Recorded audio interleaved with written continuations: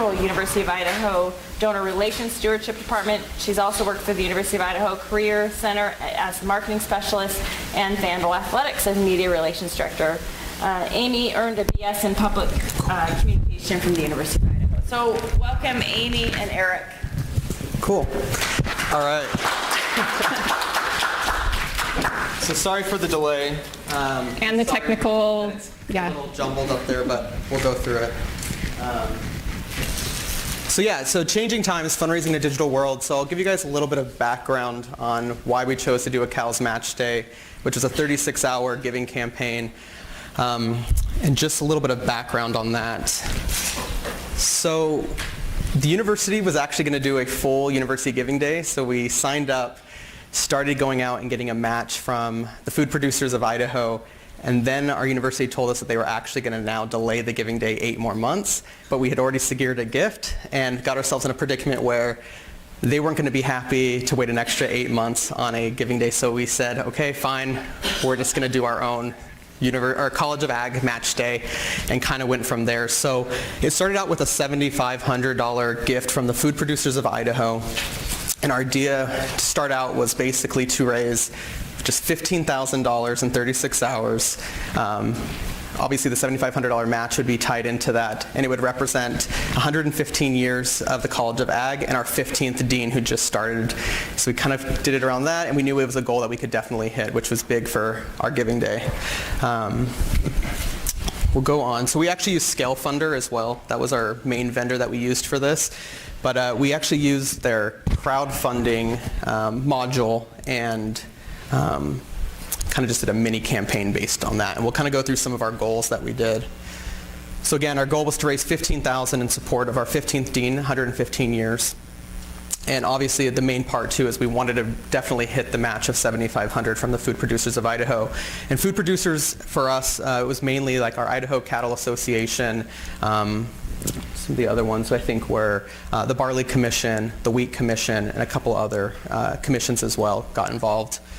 We also wanted to take time to identify some social media ambassadors, some people that we've seen that were more active on our Facebook page and our Instagram, and try to see if we can get them to engage with us and actually share our content. So we identified 25 in total and sent out emails and kind of basically prepped them with a media packet on what they could do on Giving Day to help us reach our goal. We also wanted to use it as a way to promote and grow our 1901 Cows Club membership, which is our annual giving society. It involves a tailgate. It's very similar to Auburn's. So we thought this was a great way to launch that program and also share that out too. And then the last part would be successfully planning and implementing just the first Giving Day really for the whole entire University of Idaho. We hadn't done anything like that before, and now that the Giving Day was getting moved, we said, okay, fine, we'll be the guinea pigs and go from there. So as you all know, with crowdfunding, social media plays a pretty important role in that. And as Eric said, we didn't really have any support centrally, so we were kind of on our own of what we wanted to do and coming up with a social media plan and all of that. So we also were on our own for a logo and graphics and all of that. Luckily, we have a graphic designer in our college, so that worked out well. So the calendar, I can't really read it, but I didn't know what I was doing. I'd never done a crowdfunding campaign before, so I just kind of guessed on how often I thought that we should post on, and we really focused on Facebook because that's where the majority of our alumni follow us. We did a little bit on Instagram as well because we had a student component, but really Facebook was our main channel. And so I didn't want to overwhelm people with a bunch of posts. I didn't want to annoy people. So I kind of just guessed what I thought would be a reasonable amount of posts and came up with a schedule there. And then as Eric said, emails as well. We sent out 14 total emails to different targeted audiences. I think donors that had given in the last year got a separate email from donors who had lapsed, and so there were some categories for that. And we didn't get any complaints at all for emails, and that was one thing that we kind of anticipated with some complaints and sending out 14 within a 36-hour period. But we were really good about making sure that every single email was completely different content and a different touch point and directed in a different way. So we'd be happy to share with you guys our email plan that we did as well. And same thing with the social media plan if you just email us after the presentation.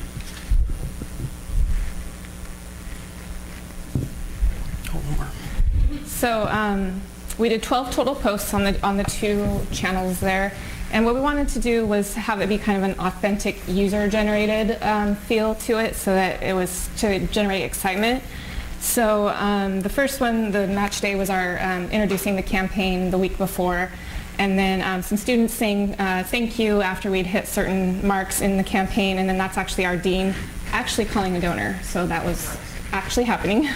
I think our assistant dean was in a meeting with him, and we'd just gotten a $1,000 gift or something, and she's like, why don't you call this person and say thanks? And then she snapped that photo, and we're like, awesome. So we put it up on social media. So that's kind of what we were going with, because obviously in social media you don't want to just put up text, you always need a photo or a video, and so that's the route that we took. So videos also play a role, and we'll see if we can get these to play for you guys.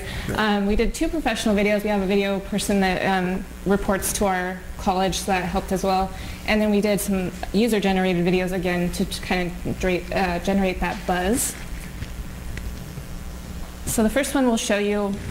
And also, we didn't say that we had a pretty short time frame to get all this done, so obviously videos take a little bit of time. We didn't have time to come up with any really great, outstanding ideas, so we went with kind of the traditional scholarship recipient talking about how important scholarship dollars are to them. Which one is it? Match day. This one? No.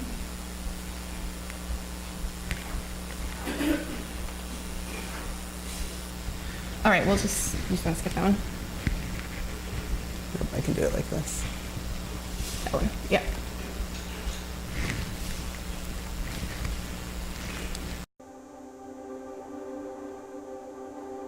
I think that scholarships are a huge factor in students deciding where they're going to go, because they're looking at how they're going to start their adult life. Are they going to start it in a situation where they're being heavily supported and they're going to be able to focus on their academics, or are they going to start it in a way where they're thinking about school half the time and thinking about how they're going to pay for it the other half? And in Idaho, where we're trying to get more and more students to pursue secondary education, I think that scholarships couldn't be any more important than they are right now.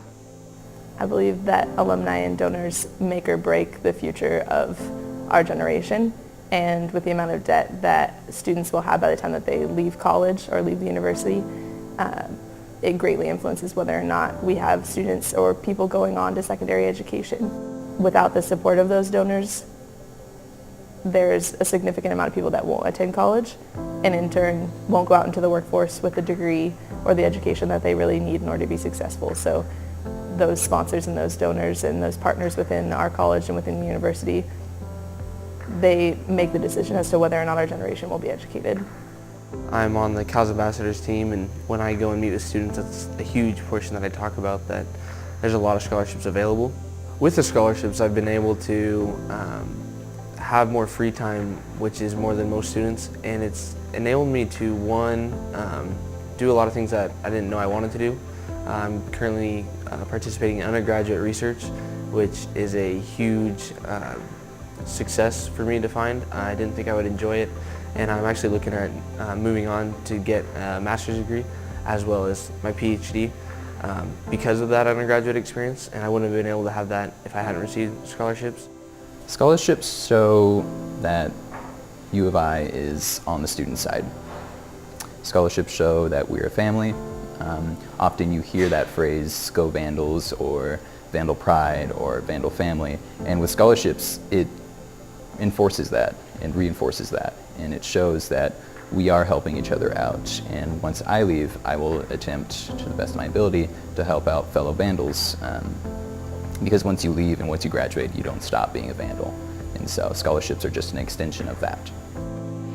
I think it's exciting that we're looking at fundraising in a small time frame push in order to gain more funds from different sources of people who maybe wouldn't usually, but also then be able to go on in turn and match that and increase those funds. I'm planning on giving on Giving Day for the first time as an undergraduate student because I will be graduating soon, and I know that that money that people have donated in the same way for my scholarships have really helped my education. So I'm excited to take part in that for the first time and hope that other students will too, as well as people who have already graduated, alumni and donors. And I think it's a really exciting opportunity for us to look at giving in a different way. It doesn't have to be this big donation all at once, but if we can all kind of give small amounts throughout different periods in our lives, those amount to a lot. So those students that were in that video were all of our interns, so they're well coached, obviously. That helps. And then we were not going to show you all of the user-generated ones, but almost all of them did a user-generated video, so that way the donors. Thank you so much to everyone who's already given to Cal's Match Day. So far, we've already raised over $6,000 for scholarships for students like me. Remember to share on your social media pages throughout the day. Thanks again, and go Vandals. So these were posted on social media, also emailed out as here's what's happening with the campaign right now. Hey guys, this is Austin here. Just on my way to class, got my coffee in hand, and I checked the Cal's Match Day website, and holy cow, we're at $13,550 raised with over 88 donors helping. That's crazy. Keep going. And don't forget to share Cal's Match Day on Facebook and Twitter. Well, I'm at class, but go Vandals!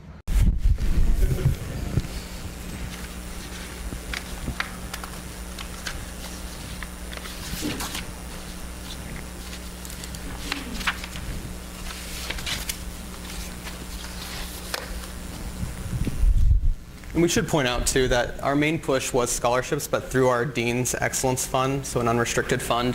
But what he decided to do was basically anything we raised, he was going to put into a pool, and then student groups the next year could basically apply for mini grants out of that pool. So it's been pretty awesome to be able to share that back with people who gave that year. But we did choose to do giving levels. So coming from my phone-a-thon background, I kind of took some things from that. But we did the 2016 senior gift, 115 anniversary gift. $250 was a Cal's ambassador level, and if they gave at that level, they would get a signed card and a note from an actual student, Cal's ambassador.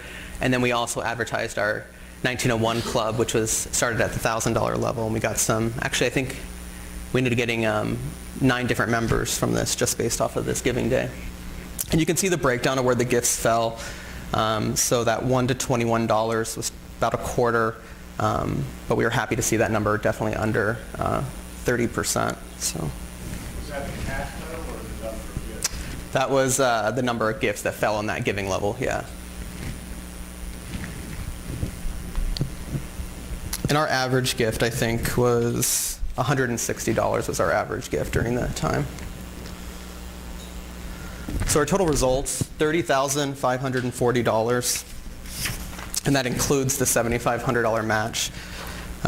So we really ended up tripling what we thought we were going to raise in the beginning. 144 gifts from 139 individual donors.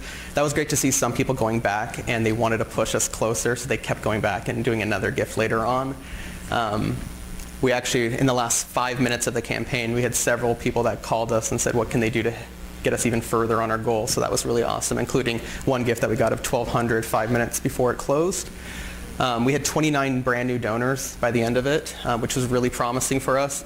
And then out of the 25 ambassadors, about 60% of them were actually active, posting stuff on our social media social media pages. And then I also did a little bit of a donor breakdown. So one of the coolest things I think we got out of it was faculty staff really were our big donors in this. So we had a total of 67 faculty and staff, 43 from the College of Ag, and actually 24 from other colleges on campus that just saw the hype and they decided to give to this as well. And then for alumni, we had 52 from the College of Ag and then 32 other alumni from other colleges that decided to support as well. And then even though it's small, we were pretty happy to get 5 of our seniors to make a gift during this giving day as well. So then that brings us 5 months later to Vandal Giving Day, which put us in a little bit of a predicament to do another Giving Day campaign 5 months after we just did one.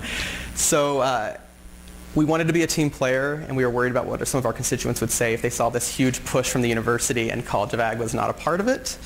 So again, that had its challenges, but we decided to be team players.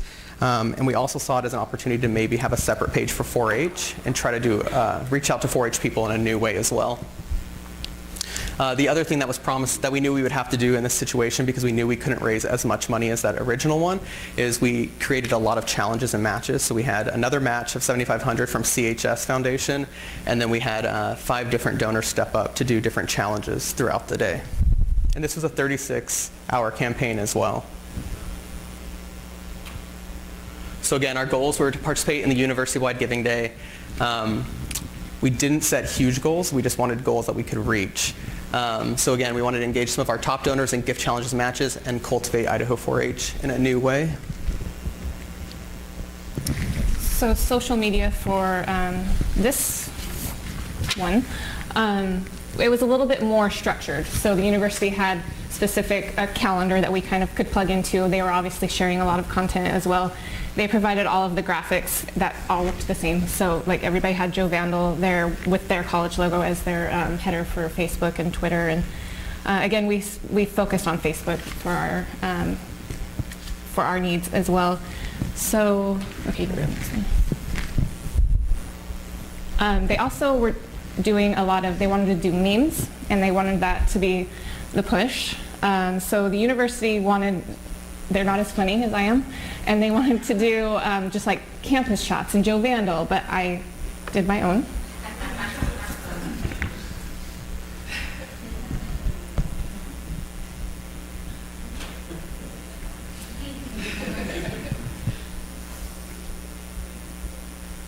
So again, it was just, and we did some for 4-H as well, also not as funny as I can be with the college, but just wanted to do something different than what we had done for the Cal's Match Day since it was so close. So we got on board with the memes and did that as well and had pretty good posts there.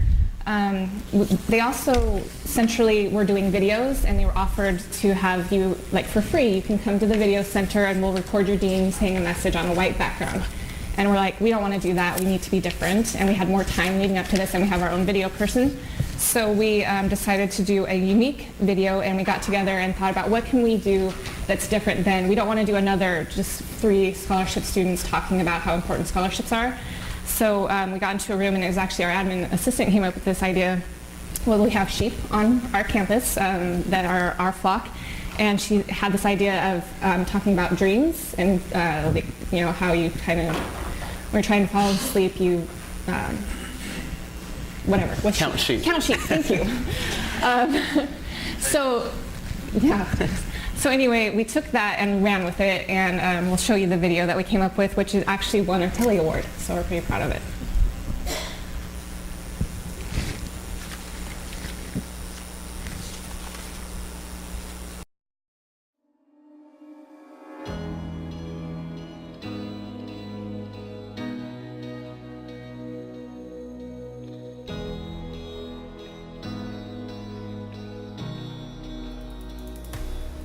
Rest is difficult when chasing dreams, but running after goals propels students toward endless possibilities. Reaching them, however, sometimes requires the support of those that came before them. Dreams come in many shapes and sizes, whether it's internships, research projects, graduate school, or landing that perfect career after graduation.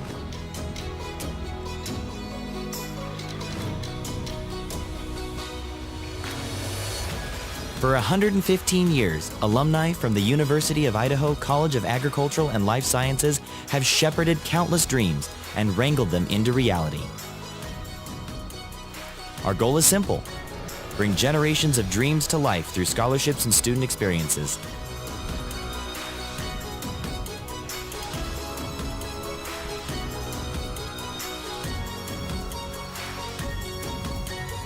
Your support on Vandal Giving Day will help us shape the future, making student dreams come true.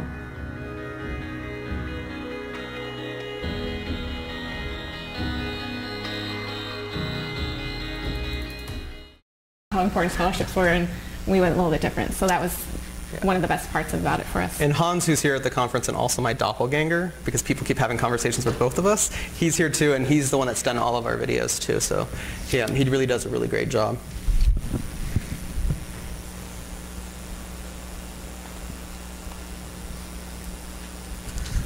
So the results, university-wide, we were really happy with our first giving day. We raised $441,313 with 1,344 gifts, benefiting 15 different colleges and programs. We had 24 separate matches. 6 of those were from the College of Ag and 4-H, and we completed every single match and challenge. We had 63 social media ambassadors total for the university, and they together brought in, we were able to track this, $23,506 from 258 gifts. As for the CALS campaign, we ended up raising $17,975, and that included $10,400 that we had already secured beforehand in challenges and matches. And how the challenges worked is after every time we got hit 25 gifts, it would unlock that amount into the goal. So we did 3 for College of Ag, and we hit that once we hit 75 gifts. And we ended up getting 81 gifts. For 4-H, we had a $1,000 challenge there. We hit that and brought in 5,727, 37 gifts. 3 of those were at the $1,000 level, which was really great to see. And they were from faculty, staff members, and extension that gave for the first time. So that was really awesome for us. And again, our focus for the Giving Day side too, I don't think I talked about that, it was the scholarship focus. So it was our Cal Scholarship Fund is what we focused on that one, to try to mix it up a little bit different from that first Giving Day 5 months prior. So lessons learned. Right. So for me, being optimistic, I had all these contingency plans for the CALS match day. If we didn't, I was worried we weren't going to hit the match. So I was like, what do we do if it's like down to the wire and we need to do a push? So I had all these posts ready to go, and then we hit the match in 2 hours. And I was like, oh no. Now I have to think of what are we going to do, to keep the momentum going. In the next 34 hours. Right. We still have 34 hours to go. So just, having contingency plans, both if you're not doing well and if you are doing well, just what are you going to do there was a big one for me. Do you have anything for that? No. Be available. So for both match days, I wasn't really available. For the CALS match day, I had meetings, and I just didn't think I needed to be at my desk ready to go, and that was a mistake. And then I didn't learn from that mistake, and on the Vandal Giving Day, I was actually down in Salmon, Idaho at our research center where the internet is very unreliable. So I had an intern, and I gave Eric access to our Facebook page, but just block your calendar. You need to be available to help out with the campaign, and then be prepared. So those photos that we had of students holding up the thank you signs, and those videos were kind of on the fly. So just do that ahead of time. You're going to use them. Just that way you're less stressed the day of. Yeah, I think another takeaway was think big picture. A lot of the people, like administration higher up, was very much, this is the way you're going to get all these recent grads and millennials to give. And we actually found that not to be the case. Our average age was, I think, 38. So it just didn't, and it just didn't work that way. So I think the important takeaway was just, this is a great way to reach people in a different way, but you really have to still focus on multi-channel and reach people, whether it's phone, direct mail, crowdfunding, and you really have to kind of look at the bigger picture and reach out that way. But don't try to think that this is like the end all, this is what's going to get all your millennials and recent grads to give. It takes a village. This was a lot of time. I think total, when we added up all the hours, I think I alone spent about 87 hours just planning the CALS match day and the Giving Day. And we ended up having 20 different people on our team, and I think we could have still used more people. It also was really helpful to have kind of a command center. So we basically, for 36 hours, not in the evenings, but just sat in a room and just kept refreshing and waiting for things. And at the same time, reaching out. We collected Twitter handles and Facebook handles and Instagram handles, so reaching out and giving people personal shout outs also, and you almost need one person just to focus on that. And then again, expect the unexpected. We had a couple challenges that came in the day of where they came into our command center and said, hey, I want to make a gift and I want you guys to get a challenge, and we had to be prepared to come up with all the content to push that out. I really had a moment's notice. And then I think the biggest takeaway too was just stewardship is key. If you want people to continue giving digitally and through crowdfunding, you have to make sure that you're in contact with them pretty quickly after. The easiest way is to just do a video right away, or it's just a simple thank you, and then all the other stewardship that follows. So I think total we did, the last email was just a thank you and here's a recap of how much we raised. And then we sent out the next day, one day later we did a video thank you. And then 30 days from there we reached out to give them updates on where some of the money's been going. And then the plan is 6 months after that to reach out again and give another update. And then hopefully by the time the next year comes, you reach out and say, hey, here's our new giving day, and kind of get them in a trained atmosphere. So we did a video for this too, and we'll show you that.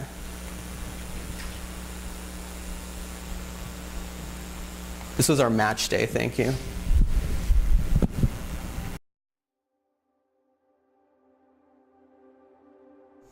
As a student who has to support himself, I would say that donations like the Cal's Day of Giving, over 36 hours, I think donations like that make it possible for students like me to attend colleges like this and to aid in recruitment, help students come to school and enter the workforce ready and prepared, while also having a great experience along the way at an institution like the University of Idaho.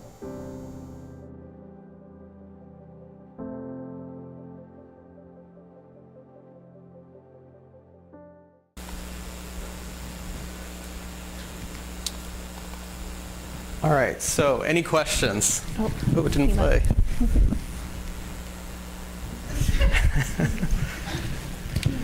Yeah. Are you going to call the next one Cal's Match Day, or is it going to be? So to be honest, the idea is that we're going to just stick with the University Giving Day because there's a lot more bandwidth. They decided to go ahead and wait until spring of 2018. And spring's nice too because you're not already grabbing people that would otherwise already be giving, and it's an opportunity to get, second gifts or new gifts. So we're going to wait until spring of next year and then just join with that, and we'll do a big push from the Cal side, but kind of go with the collective one is what our hopes are. But people have asked. They've said, when are you doing your next Cal's Match Day? Because people got really excited about it. So we may think about that. My second part was, can you explain a little bit more how you set up your matches? Yeah. How you advertise that? Yep. Let me get to that. So we basically, the development officers looked at our portfolios and tried to find some people that were making major gifts, but maybe not necessarily annual gifts, and we targeted them first to see if they would do a challenge or matching gift. CHS was looking at doing something to support our college, so we really worked with our corporate foundations relations person, and she just reached out and asked. It was that simple. But as for the other ones, we really wanted to, again, find major gift prospects that weren't giving annually and see if they would support this in addition to their major gifts or their pledges that they were on. We looked at also a lot of our members that had already signed up for the CALS 1901 Club or were interested in the CALS 1901 Club to get them also in that. And then we also did some stewardship stuff too actively during the campaign. So we had some photos of them and some backgrounds, and we did some social media pushes that basically highlighted them and talked about their match, but it was a good way to steward them online too. And I will say all the people that we featured like in the video and that we got challenges matches, we also asked them to be ambassadors for us too. And by putting them in the video, it kind of made them feel guilty, I think, in some ways to not give, but they all participated pretty actively once we got them on the video. Yeah. Do y'all have any do y'all participate in Giving Tuesday? We don't do Giving Tuesday as a university, but we have an Idaho Gives Day where it's all the nonprofits in Idaho. So 2 weeks after Match Day, then the university decided to participate in that, and then 4.5 months after that. So it was, I wouldn't recommend that. I think this year when we had Idaho Gives, it was just very basic. It was the University of Idaho Foundation. Colleges weren't really promoting it, and it was, I think, pretty minimal this year, which was a good thing. Because we tried to tell them, let's focus really on our Giving Day. Plus, the company that they use for the Idaho Gives takes 7%, and then our foundation takes 5%. So it's just, personally, I wouldn't want to give that way. But I have two questions here. When you talk about your giving offer, thank you. Who did he call, and did you guys know exactly who? Was it one person? Was it multiple people? yeah, so in that situation, so we didn't really plan again to we didn't know we were going to hit our goal so soon, so we basically had to come up with a bunch of ideas for new content to get us through the rest of the hours. So we came up with that idea. We had them call our first $1,000 gift that we received, and then we took a photo and then kind of also shouted out to that donor to say, hey, you know, thank you for that $1,000 gift. Here, and then we said, you know, Dean Perella is making phone calls throughout the 36 hours to thank some of our donors. And he did, I think, maybe 6 calls during the whole time. And then, like, does the amount play a role, like, in the success, and how much is too much for, like, the crowdfunding? I would recommend not being overly ambitious. So I actually ended up kind of helping run the entire giving day for the university, and we had some colleges that, you know, they were like, we're going to raise $250,000 and we're going to have 5,000 donors, and I had to kind of take them back to reality that you're probably not going to get that many, at least on your first giving day. So I would just say, you know, set goals that are realistic, that you're really sure you're going to get. It doesn't hurt to have matches and challenges already set up that are going to get you at least halfway there. I mean, you think of like even campaigns as a whole. I mean, this is a mini campaign, and it's really a lot of marketing, and you want it to be a success. You don't want a bunch of crowdfunding campaigns and none of them ever get funded all the way. So, yeah. Yep. How soon, or before actually the day, when did y'all start your marketing of it? What was the timeline look like? Yeah, so for match day, we only had, I think, 3.5 weeks to get it done. So, I mean, I didn't get to do any major gift fundraising during that. I mean, I was focused 100% on just making sure that we were successful in this match day. And I think, Amy, you spent a lot of your time doing the same. I would recommend, I know for giving day, you want to plan this out at least a year in advance and then really start working, I would say 8 months in advance, especially for those challenges and matches. We were lucky that we had some people to reach out to, but you can't reach out to those people every single year, so you're going to have to start planning in advance. And I didn't even get brought into the giving day for the university until a month out, and had to go and meet with all the colleges, because another big thing too is, at least from a college level, you want to make sure your departments have full buy-in, or it's not going to be successful. For social media and emails, for Cal's Match Day, we did post the week before introducing the campaign. I think the emails went out a little bit before that. Obviously, the ambassadors were already chosen. So we did some posts just saying, hey, this is coming up, and then obviously the day of with the video. And then for Vandal Giving Day, all of the emails were run centrally, so we didn't have anything to do with that. They did all of those themselves, and I'm not quite sure how soon they put those out. We did teasers, but we definitely don't share your link until really your day of. 'Cause we had during even Giving Day, some people leaked out the link early, and it just doesn't do any good because they can't even make a gift yet. So definitely I would save that. But yeah. So the room, how many universities are doing giving days? I guess I have a question for you guys. How active is I'm assuming that most of these are centrally done, the Giving Days, and how active are they with actually getting you involved with your college's page on Giving Day? I'll speak to, we've had what those are, fourth or fifth.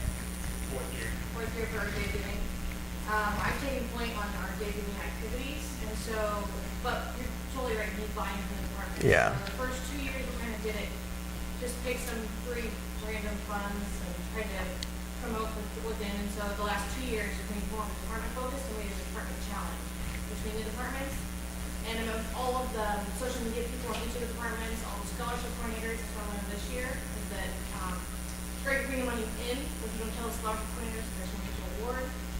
They want to know whether there's $2,000 extra in the account this year. So, Right. so we both. Got buy-in from all of them, and we doubled our money from last year to this year, and we tripled it from the 2 years prior. So with one more participation that each of the departments were written content and sent to all departments so they could also share it that day. But I try to make it the least amount of work for them, knowing it's not their job to focus on day giving, it's my job. So I wrote a lot of content, shared them with student quotes so they can write their own posts throughout the day, give them toolkits, and get all the images and do whatever they wanted, as much or as little as they wanted. And you can tell the departments that were really active are the ones that had no participation. And I will say, Purdue has an awesome Giving Day video. I think it was from your first year, but if you YouTube it, it's an incredible video. Actually, I love this. It's like a girl on a stage or something, Yeah, but yeah. that was last year's. Or last year's. Like this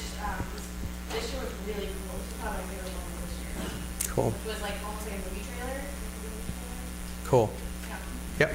So at Georgia, we created our own crowdfunding platform, and we did our Giving Day on Giving Tuesday. And so Central provides the units with kind of a branded one message that you can kind of tweak a little bit so that it fits your college, your department. So it's just a bigger thing for the university. And so Central plays a big role in it, but you can still make it specific and unique to your college or department.